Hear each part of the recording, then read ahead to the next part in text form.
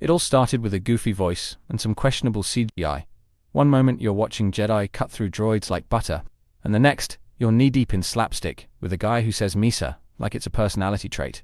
And somehow, this Gungan managed to worm his way into galactic politics.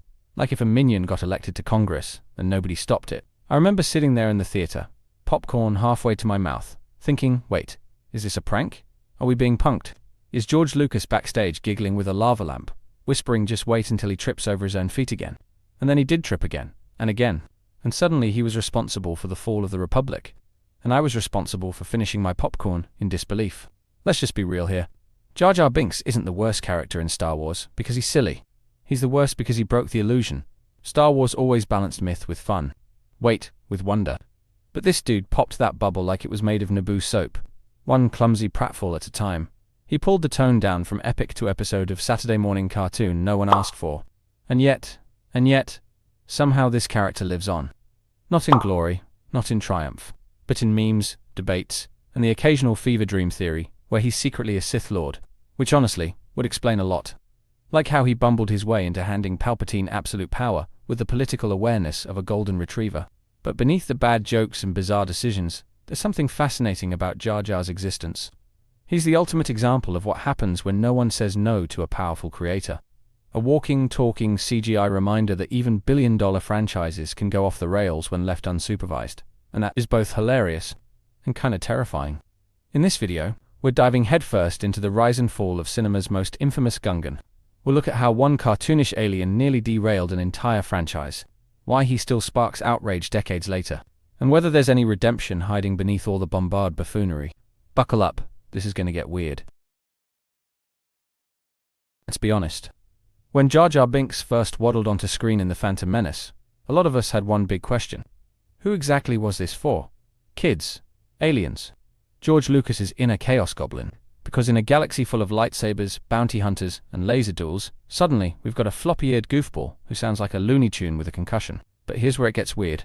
Why Jar Jar? Why that voice? Why that tone at that exact moment in Star Wars history? This was supposed to be the grand return of a beloved saga. And yet we kicked things off with a Gungan whose biggest skill was surviving scenes by pure accident. It's like bringing a kazoo to a symphony and wondering why the audience starts crying. People forget how much hype there was leading into The Phantom Menace. Fans camped outside theaters, some 4 days. Grown adults wore robes to the premiere.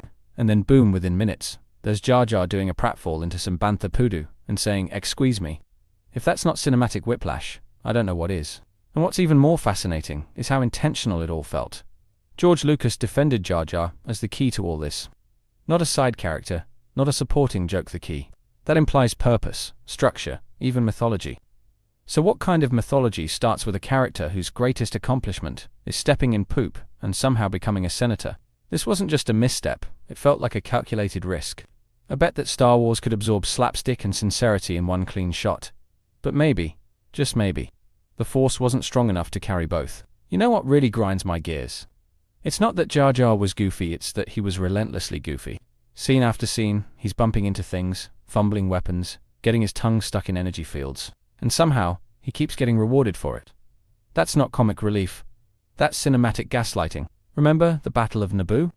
Jar Jar accidentally takes out tanks by tripping over his own feet. He causes explosions by accident. He wins battles by pure, unfiltered incompetence. And the movie treats it like he's some unsung hero. Meanwhile, Qui-Gon Jinn is doing Jedi calculus, trying to keep everyone alive. And don't even get me started on the Gungan dialect. I mean, Misa, so happy to see User, really. That's the linguistic contribution of an advanced underwater civilization. It's like Lucas took a Jamaican accent, added helium, shook it in a snow globe, and hit record. Offensive to some, cringe to everyone else. What makes Jar Jar so tragic isn't the character himself fits what he represents. He's the face of a missed opportunity, a symbol of what happens when creative freedom goes unchecked. The prequels had potential to be something profound, even legendary. And yet so much of that promise is buried under clumsy jokes and tone-deaf detours. There's a sadness in watching actors like Liam Neeson and Ewan McGregor giving grounded, heartfelt performances, while a CGI character does triple backflips into chaos in the same frame. It's tonal sabotage, and once you notice the mismatch, it becomes impossible to unsee. Even the actors admitted they didn't know what to make of him. Ahmed Best, who voiced and performed Jar Jar, poured himself into the role. He tried. Really tried. And what did he get? Years of ridicule, internet mockery, and almost no support from the studio. The character bombed, but the fallout hit real people. There's a real human cost to bad storytelling. Ahmed Best considered suicide because of the backlash. That's not funny. That's not part of the bit. That's a dark, haunting reminder that every creative decision ripples far beyond the screen. Jar Jar was supposed to make people laugh. Instead, he made them leave the theater with questions, and not the good kind. And in that, he became more than a bad character, he became a cautionary tale. But here's the wild part. Despite all of this, Jar Jar Binks still stands as one of the most unforgettable characters in movie history. Not for the right reasons, maybe, but unforgettable all the same.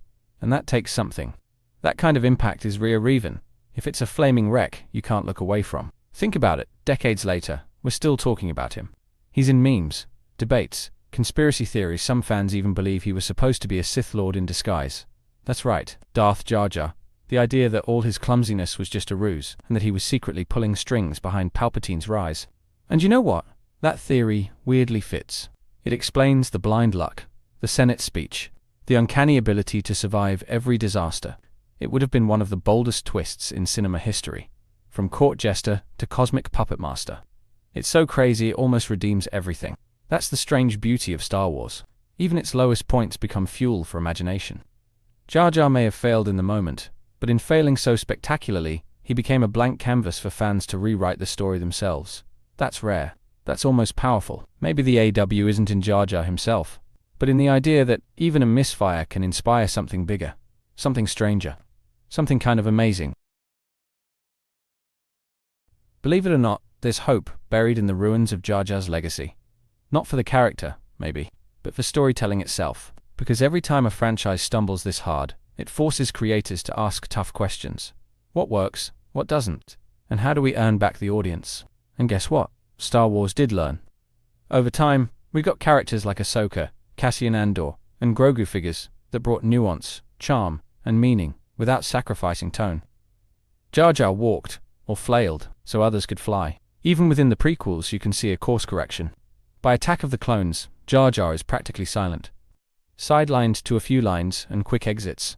That's not an accident, that's a quiet acknowledgement that maybe, just maybe, he wasn't the best fit after all. But his existence still matters. It reminds us that even great creators like George Lucas can miss the mark. And that missing the mark doesn't mean the whole journey is invalid. Sometimes you need the mistakes to recognize the magic when it returns. Jar Jar might never be loved, but he taught the Star Wars universe a lesson in tone, restraint, and how not to let comic relief become cosmic regret. In the end, Jar Jar Binks stands alone. Not as the worst character, because he was annoying, but because he was allowed to be. He's the result of unchecked vision, of no one in the room saying maybe this isn't working. And that's not just a creative tragedy, it's a systemic one. Because when Star Wars forgot its soul, when it lost its sense of balance between myth and fun, Jar Jar was the face of that failure. He wasn't just a punchline, he became the breaking point for fans who wanted to believe in the saga again, and felt like the saga didn't believe in them back. But here's the resolution. We can still love Star Wars, and admit when it messed up. We can laugh at Jar Jar's antics and still feel the weight of his legacy, because pretending he doesn't matter is just denial. And if Star Wars is about anything, it's about facing hard truths head on. Maybe that's what makes Jar Jar so haunting. Not the character himself, but the fact that no one stopped him. And in a universe full of wisdom, rebellion, and destiny, that's the real tragedy. So here's to Jar Jar Binks, the worst character in Star Wars, and a reminder that even in the biggest galaxies, sometimes the smallest missteps echo the loudest. Thank you for watching. If you enjoy my videos, please consider looking at my pinned comment and checking out the links for my Amazon storefront. It contains my favorite Legos, my gear in which I make videos, and comics that I read on a daily basis. I update it constantly, so please, take a moment and click on the link. On top of that, check out my second channel, Critical Analysis Hub Plus, and my third channel, Critical Analysis Hub XP. Just one click would go on a long way in supporting my channels and future in YouTube.